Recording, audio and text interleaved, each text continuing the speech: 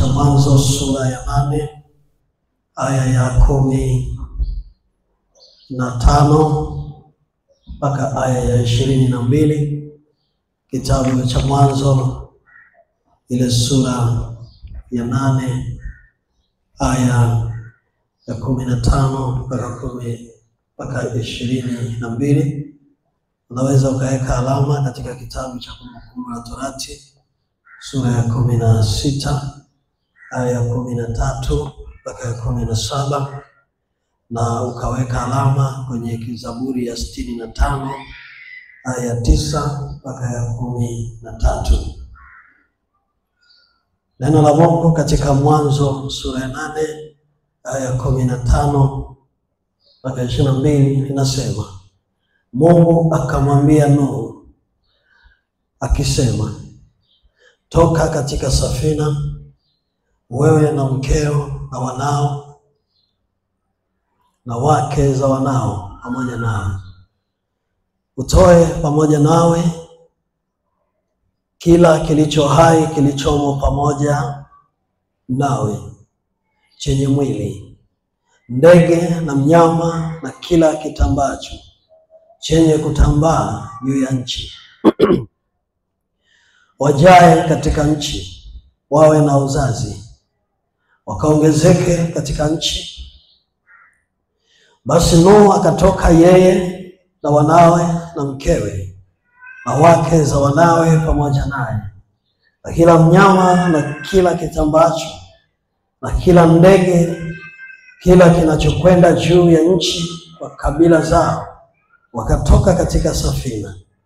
Nuhu akamjengea Bwana madhabahu, akatwaa katika kila mnyama aliye safi na katika kila ndege aliye safi, akavitoa sadaka za kuteketezwa juu ya madhabahu. Bwana akasikia harufu ya kumridhisha. Bwana akasema moyoni, sitailaani nchi tena baada ya hayo kwa sababu ya wanadamu, maana mawazo ya moyo wa mwanadamu ni mabaya tangu ujana wake, wala sitapiga tena baada ya hayo kila kilicho hai kama nilivyofanya. Muda nchi idumupo, majira ya kupanda na mavuno, wakati wa baridi na wakati wa hari, wakati wa kaskazi na wakati wa kusi, mchana na usiku, havitakoma. Amen. Bwana Yesu asifiwe. Kanisa la Mungu, wazo linalotuongoza linasema tumshukuru Mungu ametubariki sisi. Tumshukuru Mungu ametubariki sisi. Tumesoma neno hili, habari ya mtu mmoja, mtu wa Mungu aliyeitwa Nuhu. Nuhu aliishi kipindi ambacho dunia ilikuwa na machafuko mengi. Aliishi kipindi ambacho watu walijawa ukatili wa kila namna, walijawa na kila namna ya vitisho na uvunjifu wa maadili, na hawakumwabudu Mungu. Lakini Nuhu alibaki peke yake na mwenzi wake na familia wakawa wavumilivu, kama jinsi kalenda ya kanisa leo inavyotuambia. Kwenye kalenda ya kanisa inasema tuwe wavumilivu katika Bwana. Ndivyo Nuhu alikuwa mvumilivu, akavumilia vishawishi vyote vilivyokuwa kipindi kile, akajitahidi kuwatunza na wanyumbani mwake.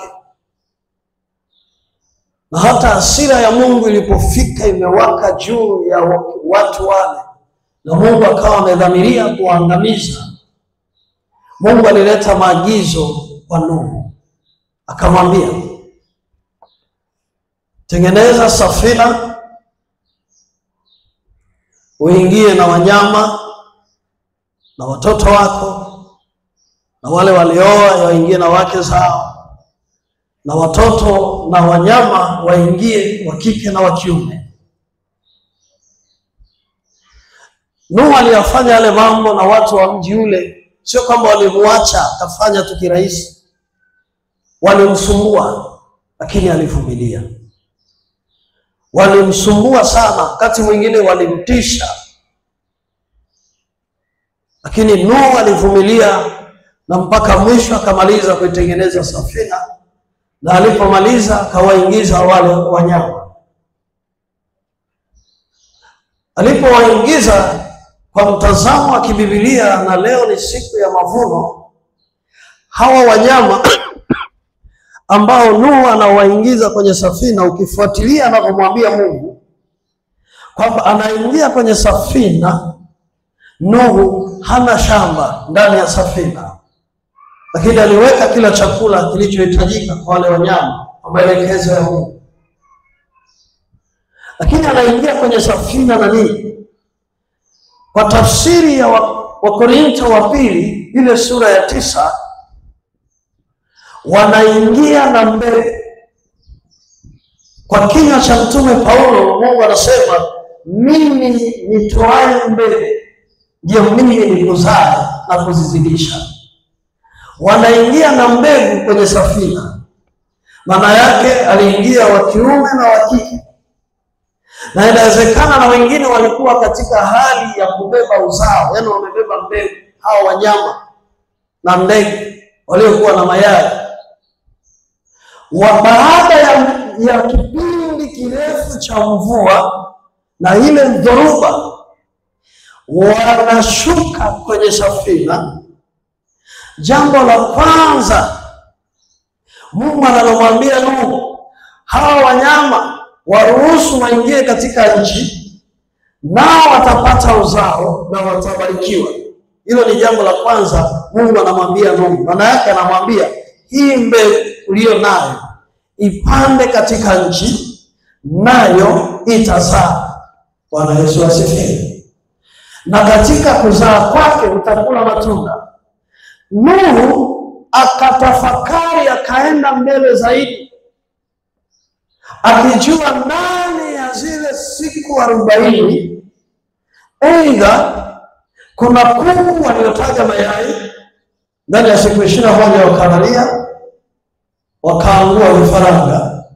Kuna ndege wengine na wanyama wengine wadogo, wengine waliingia. Sasa sijui daktari utanisaidia, wanyama tunasema wajawazito ama wanyama wana mimba, si ndio Iko kibibilia. Neno mimba sio neno kali. Bwana asifiwe.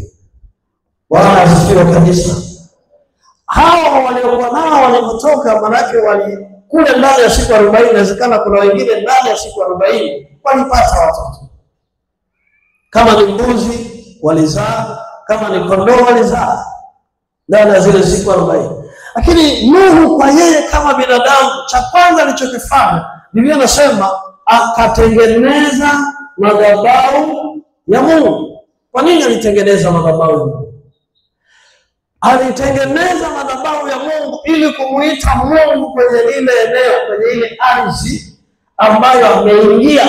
Kitu cha kwanza akamuita Mungu kwenye ile ardhi.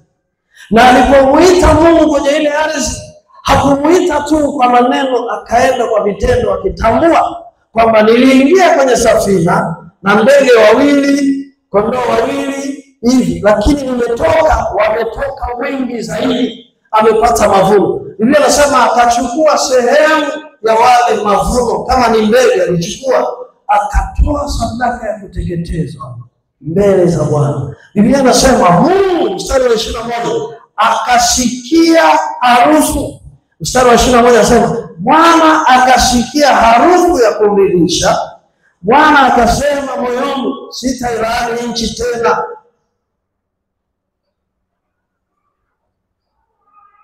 Mungu akaifurahia ile sadaka. Na sadaka hile ni sadaka ya kwanza ya mavuno baada ya gharika. Na mavuno haya yalitokana na mbegu iliyoingia kwenye safina. Nuhu akamtolea Mungu shukrani. Na Mungu anasema sitailaani nchi tena.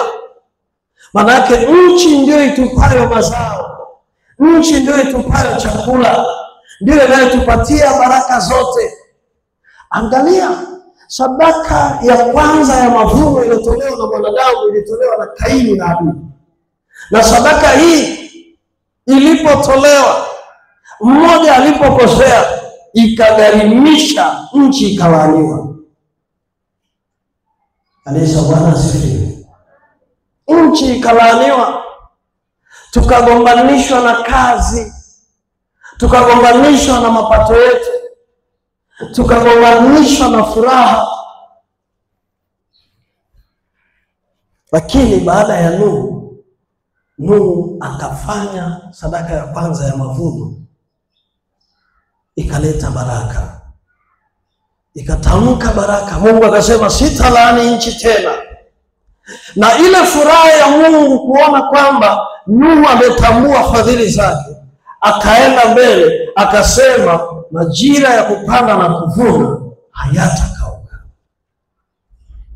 Wapendwa watu wa Mungu, sikukuu ya mavuno ni kipindi muhimu sana cha kumshukuru Mungu. Sikukuu ya mavuno ni kipindi cha kumshukuru Mungu kwa kutambua matendo ya baraka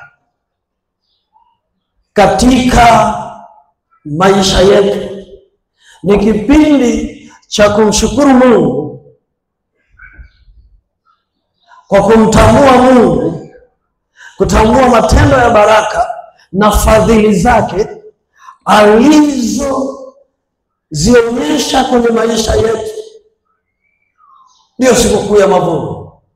Zaburi ya 138 aya ya 2, Daudi anasema nitalishukuru jina lako kwa ajili ya fadhili zako na uaminifu wako, kwa maana umeikuza ahadi yako kuliko jina lako kwa ajili yangu. Kwa hiyo sikukuu ya mavuno ni kutambua jinsi gani Mungu ametimiza ahadi zake kwenye maisha yako wewe na mimi. Tutambua fadhili za Mungu alizoziachilia kwako leo, alizoziachilia kwako jana, miaka iliyopita, na hata kesho ataendelea kuziachilia. Sikukuu ya mavuno inatukumbusha kutambua matendo haya, na ni muhimu ya kumbuka ili Mungu aachilie baraka. Nuhu alitambua, alipotambua hata kufundishwa, cha kwanza akatoa katika mazao yale yalipozaa, akatoa. Inawezekana alitoa hata njiwa mmoja, inawezekana alitoa vifaranga, inawezekana alitoa, lakini alitoa tunda, mavuno, akaweka sadaka. Na Mungu akasema sitailaani nchi. Mwambie jirani yako, kumbuka fadhili za Mungu. Mwambie siku ya leo ni kukumbuka fadhili za Mungu. Na fadhili hizi ni tangu mwaka ulipoanza, tangu Januari. Anataka uzikumbuke fadhili zake tangu Januari. Leo una mavuno mangapi umepata? Kuna watu wamepata mavuno ya watoto. Bwana asifiwe. Ile mtoto leo naye ni mavuno. Umevuna. Hizo ni fadhili za Mungu. Wako ambao wanapambana, wanahangaika. Kuna watu wamefunga ndoa, ni mavuno. Kuna watu wameongeza miaka, wanashangilia birthday, ni mavuno. Kuna watu wamejenga nyumba, ni mavuno, kwa sababu ni matokeo ya juhudi ya kazi. Kuna watu wamepata mshahara, ni mavuno. Umepata uhai, ni mavuno. Bwana Yesu asifiwe. Nuhu anatambua gharika, Mungu amemlinda, amemweka hai. Anasema hata huu hai ni mavuno. anamshukuru Mungu, na Daudi anakazia hapo. Ndugu zangu, kushukuru ni wakati wa kumkumbuka Mungu kwa mema yote aliyokutendea. Unapomshukuru Mungu ni umetambua mema ya Mungu. Zaburi ya 91 sema ni jambo jema kumshukuru Mungu. Ni jambo jema, ni jambo zuri kushukuru. Kushukuru ni jambo ambalo halistahili kukosewa. Kosea yote ila usikosee kushukuru. Kwa sababu unaposhukuru unaonyesha utambuzi, unaonyesha kutambua kwamba huyu mtu ana akili timamu, anauelewa, anaufahamu, ametambua, anashukuru. Ni wakati wa shukrani kwa mvua, sikukuu ya mavuno. Ni wakati wa shukrani kwa mvua. Ni wakati wa shukrani kwa riziki. Ni wakati wa shukrani kwa afya. Ni wakati wa shukrani kwa mafanikio. Sikukuu ya mavuno ni mjumuisho wa shukrani. Kwa leo kama kanisa, kama waumini, tunayo sababu na tumeitwa na Mungu kusherekea kwa furaha. Kusherekea kwa furaha na moyo wa ibada, tukitambua kuwa mavuno yote yatoka kwake Mungu. Leo sherekea kwa moyo wa ibada. Msaidie, ukimwona anasinzia msaidie. Unajua kusinzia kanisani ni hatari sana. Ninarudia tena, ninasema kusinzia kanisani ni jambo la hatari kupita vyote. Yesu anasema, Injili ya Mathayo sura ya 13 anasema ukisinzia shetani atapanda magugu. Sasa mnajua magugu, wale waliokaa Mwanza wanaelewa magugu ni nini. Bwana asifiwe. Bwana asifiwe kanisa. Kwa hiyo sikukuu hii ya mavuno leo inatualika. Tunaposoma kitabu kile cha Zaburi ya 65 aya ya 9 mpaka ya 13, Daudi, huyu ni mfalme Daudi tunamsoma. Mfalme Daudi anatuambia, anasema katika ile aya ya 13 mpaka ile ya 9 mpaka ya 13, Zaburi ya 65, anaonyesha kwamba Mungu anatenda wema kwenye maisha ya watu. Mungu anabariki maisha ya watu. Anaibariki dunia, analeta mvua na rutuba. Daudi anaonyesha maneno haya. Anasema, Mungu, wewe ni mwema, unayebariki mvua, unayebariki ardhi, unayeweka rutuba, unayekuza. Mtume Paulo akasema, akuzae ni Mungu. Yeye ndiye anayekuza. Bwana Yesu asifiwe. Kuna watu wanaweka mbolea za kukuzia lakini bado mambo yanakuwa magumu. Kuna watu wanaweka mbolea za kukuzia lakini havipati kibali kwa sababu wamemwacha Mungu. Bwana asifiwe. Kibali hawana. Unapomshukuru Mungu unatafuta kibali. Ukisoma Methali inasema unapomshukuru mkubwa. Tena ametumia neno, unapopeleka zawadi kwa mkubwa wajitafutia nafasi mbele ya wakuu. Ni kitabu cha Methali, wala sio mimi. Ni Biblia inasema kwamba kumbe unaposhukuru unajipatia kibali, unatengeneza nafasi ya nini? Ya kibali. Kanisa, Bwana asifiwe. Mshukuru Mungu, umepata mke, umepata mume, upate kibali kwake. Sijui inaeleweka.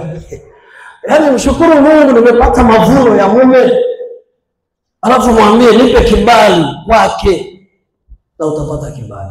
Ndivyo ilivyo Mungu anapozungumza leo kwenye mavuno. Daudi anachosema kwamba umezijalia ardhi na kila kitu, tupe kibali. Yaani mazao yanapokuja, matunda yanapokuja, yapate kibali. Maana yakipata kibali, kama ni mfanyabiashara, bidhaa zako zitauzika. Haleluya kanisa. Bwana Yesu asifiwe.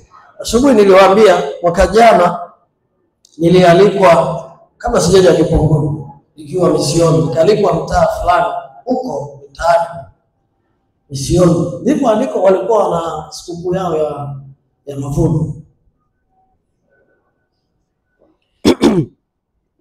Na wale waliwahi mapema sana kwa sababu ni misioni, kwa hiyo kupata wachungaji nao na mazingira. Kwa hiyo walikuwa wamealika kwaya ya mjini, imeenda kule, na kule mavuno ni mavuno kweli kweli. Na huwa wanaanzaga mapema, mwanzoni mwezi ya 7 ile, mapema kabisa. Kipunguni nilikuja mwezi wa 9, sio wa 10. Kwa hiyo mwezi wa 7 au wa 8 ndio nilienda kule misioni. Tena nilienda na kwaya. Na walikuwa na tarumbeta. Waliomba za shule, kuna shule ya sekondari iko jirani yao na siku wana tarumbeta, wakaomba. Sasa kule kumbe kuna mtu mmoja yuko vizuri, anafuga. Kwenye ile sikukuu ya mavuno wakaja na wengine wameleta wanyama pale. Tumefanya ibada, tumeombea pale, na uzuri Mungu ametupa neema.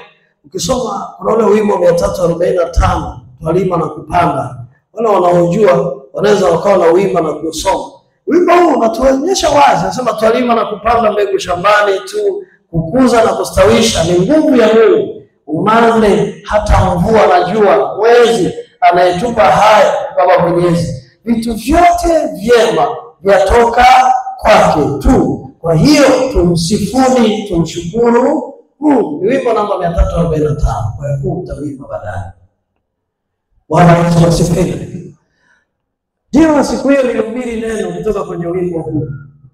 Basi tumemaliza wakati wa mnada pale, zimenadishwa nguruwe wakubwa kweli kweli, mbuzi, sijui nikapewa na kondoo, na mimi sina hata cha kubebea, nilienda na pikipiki kwa sababu hakuna usafiri. Yaani kwa hiyo vikanadishwa pale, zikaja ng'ombe zikawekwa mwishoni.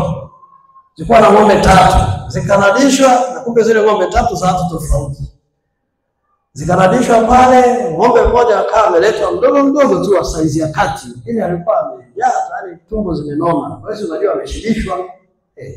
Tumefanya mnada, hatujui. Kati tunafanya mnada, yule ng'ombe wa 3 yule alionona yule, anaonekana amenona, yaani sharika hakuna anayenunua, wote wamegula. Tumembeleza mnada pale. Mwinjilisti akaniambia, mchungaji, yule mzee alikuwa anafanyisha mnada, akapata mwinjilisti akamwambia, mwinjilisti, watu hawataki kununua ng'ombe hao wa usharika. Mwinjilisti akamwambia, mchungaji, tusaidie kunadisha. Bwana wewe, kama kitu hakina kibali kwa Mungu, igumu. Hata mimi nikapata uvivu wa kuinuka. Nikamwambia mwinjilisti, endelea tu. Akaniambia, mchungaji, tusaidie, wewe mgeni. Nikainuka, sijui na mimi leo hapa nitakuwa mgeni mbele yenu. Nikainuka mgeni. Nikanadisha, hakuna. Nikanadisha, mwinjilisti mwenyewe ikabidi aseme, anunue mwenyewe, 200,000. Kimya. 200,000 kwa mara ya pili, ya 3 nikamaliza top kwa mwinjilisti. Makofi yakapigwa, ng'ombe akawekwa kwa mwinjilisti. Baada ya wiki hizi mwinjilisti ananipigia. Hiyo simu ya mwinjilisti, sauti ya mwinjilisti, sauti ya manunguniko. Mtumishi yuko misioni. Kajitutumua. Na siku hiyo amejua kwa zimekuja matoleo yatakuja ni misioni. Yeye katoa akamchukua yule ng'ombe 200,000. Lakini ng'ombe alikuwa amekula karatasi.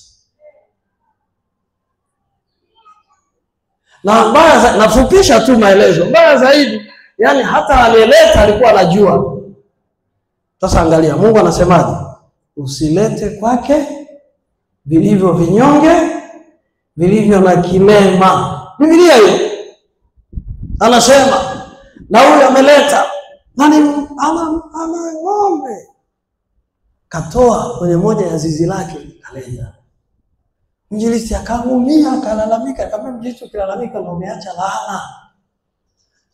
Nikamwambia muone. Akamwambia, mchungaji, na utamuonaje? Naona hata aibu kumtizama.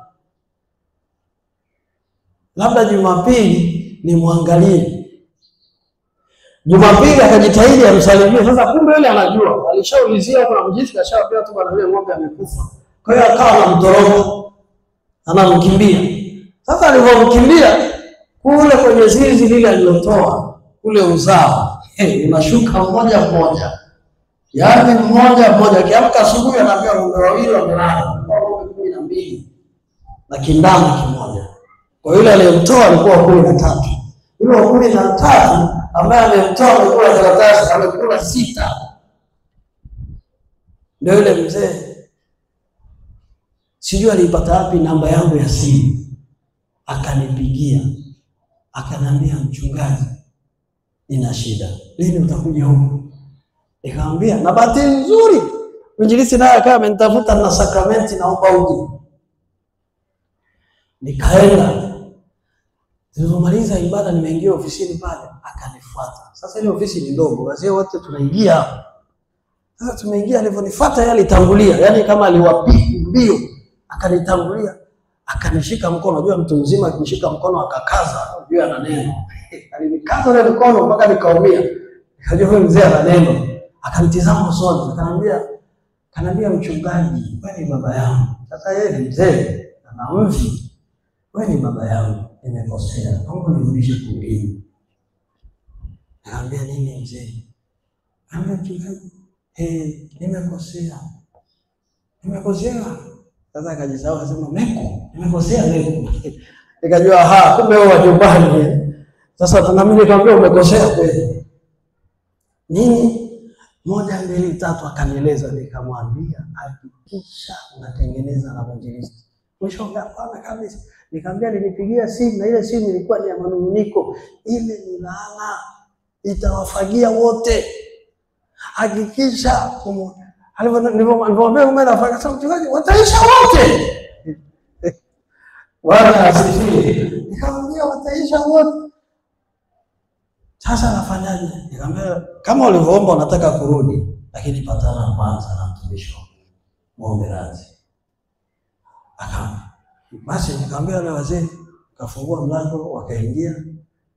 Tukafanya sala kumaliza ibada, wakaondoka, tukabaki na mwinji pale. Nikamwambia mwinji, baba ana neno na wewe. Lakini naomba katika yote umsamehe, wala usiwe mkali wala nini. Akiwa pale, yani tunataka tuongee, anapigiwa simu. Mzee, lile dume limeanguka. Mzee alilia, naomba kitu cha wazi, alilia kabisa, alilia.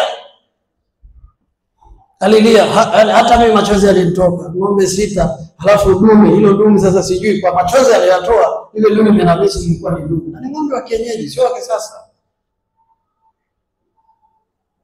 Akalia yule baba. Nikamwambia mwinjilisti, msamehe.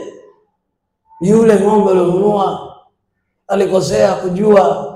Na ameniambia mimi vijana wa kumwambia, ila vijana wamekuja kumtumia message, ng'ombe ameshaenda. Kwamba baba umechukua yule aliyekula karatasi. Hana jinsi. Na yeye alifanya kosa akamezea. Msamehe. Mwinjilisti akamtamkia msamaha. Nikamwambia, baba, unapopeleka mavuno, peleka kile ambacho moyo wako unakupa kufurahia. Bwana asifiwe.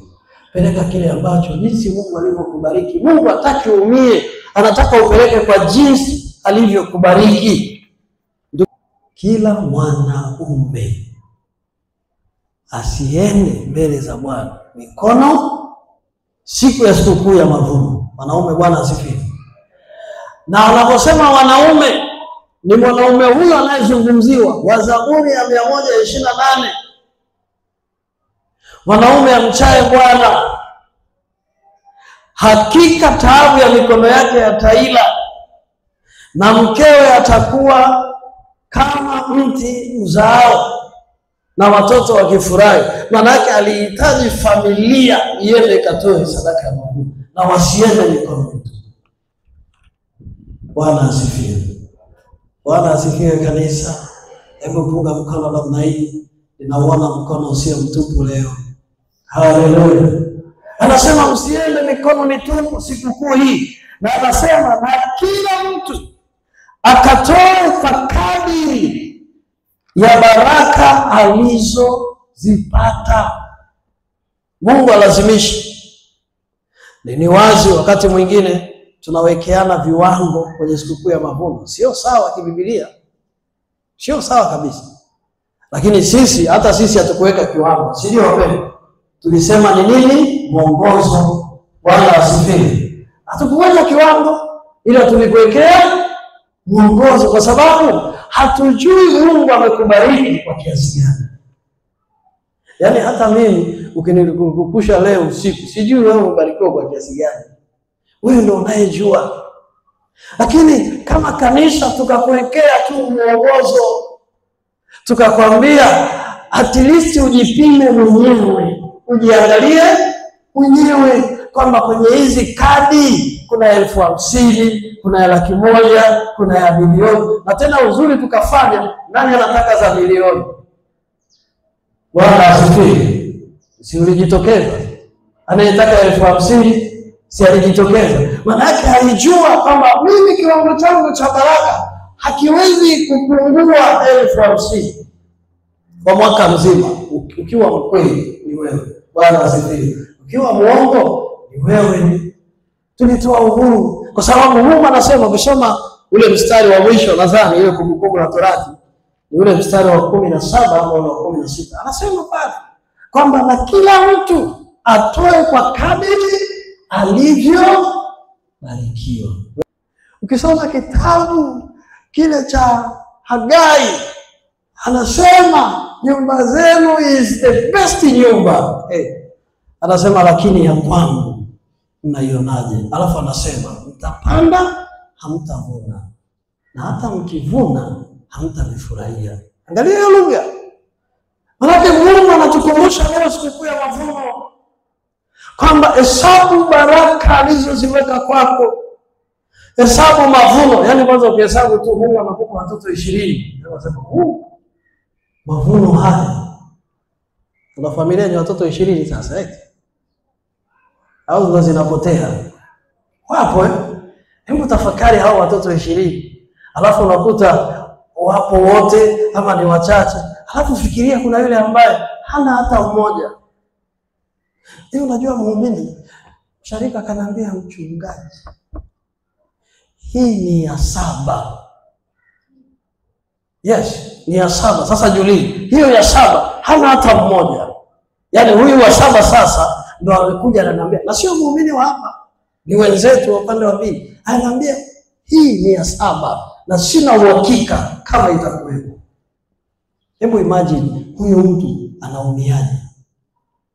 Ujauzito wa kwanza, wa pili, wa 3, wa 4, wa 5, wa 6. Alafu zote anakwambia mwezi wa 5, mwezi wa 7, wa 5, wa 7. Na sasa anao wa 7. Hajui. Na nikamwambia, unaamini katika Kristo? Akanambia, mchungaji, ninaamini kwa Yesu, ndio maana nimekuja hapa. Nikamwambia kweli? Akanambia ndio. Nikamwambia kweli? Akanambia, mchungaji, hivi uamini? Mpaka nimetoka huko. Mimi nimekuja nimevua juba hapa jirani na kanisa. Uamini tu. Nikamwambia, hebu nihakikishie, unaamini katika Yesu? Akaniambia, mchungaji, ninaamini. Nikamwambia, sema Bwana Yesu, Bwana Yesu, nipe mtoto nimpakate mikononi mwangu. Akashindwa kutamka. Akaanza kulia.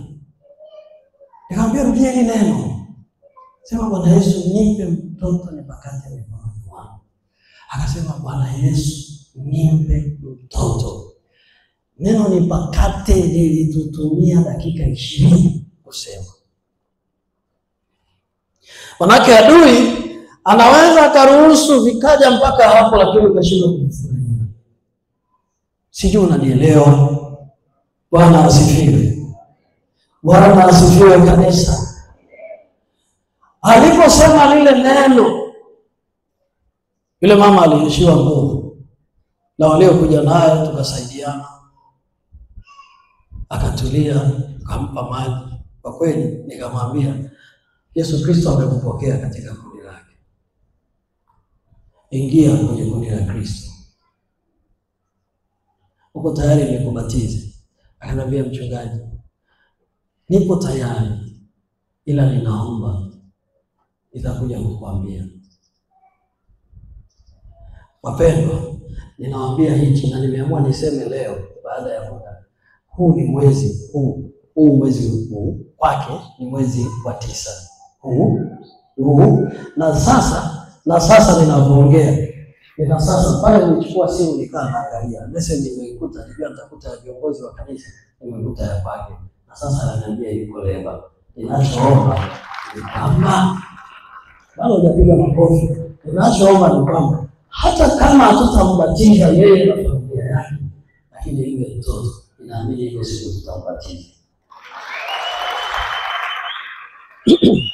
Bwana asifiwe. Bwana asifiwe. Katika sikukuu ya mavuno inatuambia mambo ya msingi 5. Jambo la kwanza, Mungu anakutaka umshukuru kwa matendo na sio maneno tu. Umtambue yeye. Ukimtambua yeye atakupa mavuno. Yule mama alitambua uwezo wa Yesu. Na sisi kwetu ni mavuno. Anaposema akimkiri tu, sisi ni mavuno. Ametambua uwezo wa Yesu na leo anapokea mavuno yake. Yaani mpaka natamani ninapofika ofisini nikifungua simu nianze kupiga vigelegele. Kwa sababu ni jambo la ushuhuda. Kama ameweza kuvuka miezi 3 tangu tumekutana mwezi wa 6. Akiniambia ile ni ya 7. Na zote ni miezi 5 wa 7 zimeondoka, lakini alifika leo yupo anaangaliwa kwa ajili ya kupokea mwanae. Hebu mpigie Yesu makofi. Na jambo la 3, tunapaswa kumtolea shukrani ya kweli kwa baraka zote alizokupatia. Omba neema ya kupata mlango huu wa kumtolea Mungu shukrani za kweli. Kitabu cha Malaki sura ya 3, Biblia inasema leteni zaka kamili, yaani fungu la 10. Na muone mimi nitawafungulia madirisha, nitamlinda, nitamzuia yule alaye, nitawapiga viuno wanaoinuka kuharibu kazi yako. Lakini anasema wengine wananiibia. Ndugu zangu, sikukuu ya mavuno inatukumbusha kumshukuru Mungu kwa kweli kwa baraka zote alizotupatia. Mungu ametupatia baraka, lakini inatufundisha kushiriki furaha na wengine, hasa wasiojiweza katika jamii. Sikukuu ya mavuno ndio maelekezo ya Mungu. Ukisoma ile Kumbukumbu la Torati, anasema wazi, anasema mto wako mnapovuna kule shambani msimalize vyote. Sasa kuna watu wanavuna wanaitesa familia. Ukisoma Methali 23 anasema aitesaye nyumba yake atavuna upepo. Yaani ukavuna ukamaliza ukaenda kuvifuja ukavitawanya, Biblia inasema utavuna upepo. Kwa hiyo kumbe tunapovuna tuwakumbuke na wanyonge walio maskini. Tukumbuke kazi ya Mungu, yaani injili ya Mungu. Tusisahau tukaendelea kukuza mitaji kwa akili zetu pasipo kukumbuka kwamba Mungu ndiye anayetufadhili.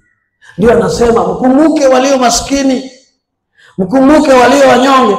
Kwenye Kumbukumbu la Torati anasema mnapovuna mfahamu kuna maskini wasiokuwa na shamba, wasioweza kulima. Watawatuma hata watoto wapite kule shambani waokote. Sisi kule kwetu mzee wangu pale anaweza akanishuhudia. Tuna terminology tunaitumia, tunaita maroti. Yaani anayevuna mahindi hawamalizi. Yale walioanguka kule chini wanayaacha. Na sio wanayaacha makusudi. Wanayaacha kwa sababu ni mafundisho ya kiimani. Ili nini? Biblia inasema kwamba wanapopita masikini wasioweza kulima na kufanya chochote wataokota. Wanapookota wanasema Mungu mbariki huyu kulima, atakapolima tena apate zaidi. Ndicho wanachotamka. wanachoacha baraka kwenye lile shamba. Msimu ujao mvua inanyesha, wao wanachekelea, wanamuomba Mungu, wanajua kuna fulani atalima, atavuna, na watakuja kukusaidia na kuvuna, na watakulindia, hayataibiwa wala kuharibiwa, kwa sababu wanajua ukishavuna, ukiondoka, wao watapita na ng'ombe zao na mbuzi, wanaokota. Amepata debe moja, yeye kwake amefurahia. Mwambie jirani hapo, unapuvuna wakumbuke wanyonge.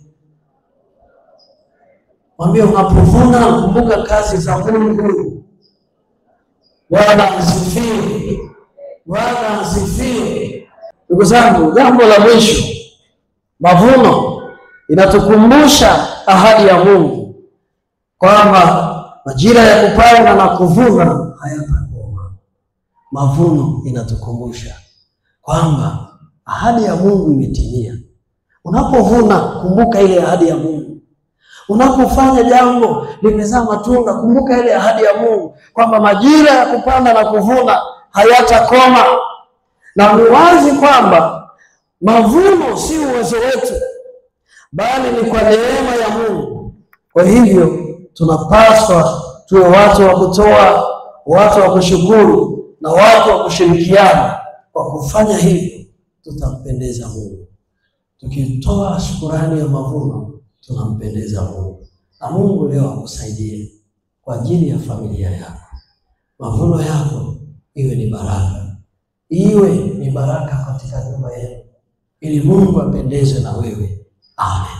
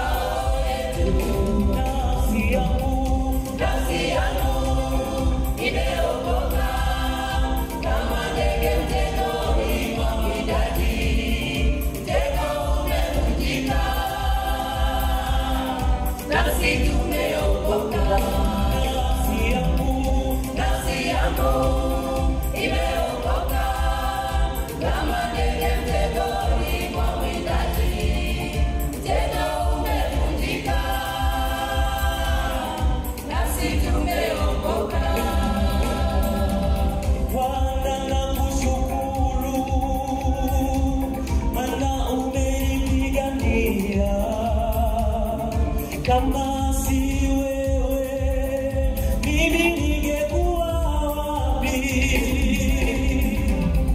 Yesu nakuhimidi, maana umenitetea. Kama si wewe mimi ningekuwa wapi? Jehova nakutukuza, maana umenipigania.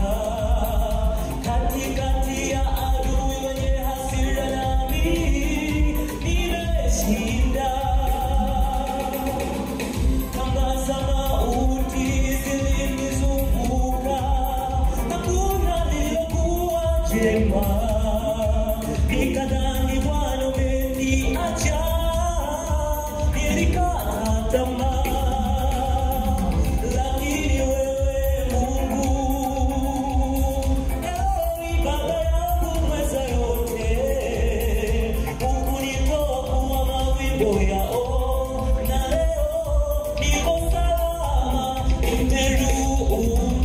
nimerudi na dhabihu ya kushukuru mbele zako Bwana, asante. Nimesema kwako asante, nimekuja na sadaka ya kushukuru mbele zako Bwana, asante. Nimesema kwako asante.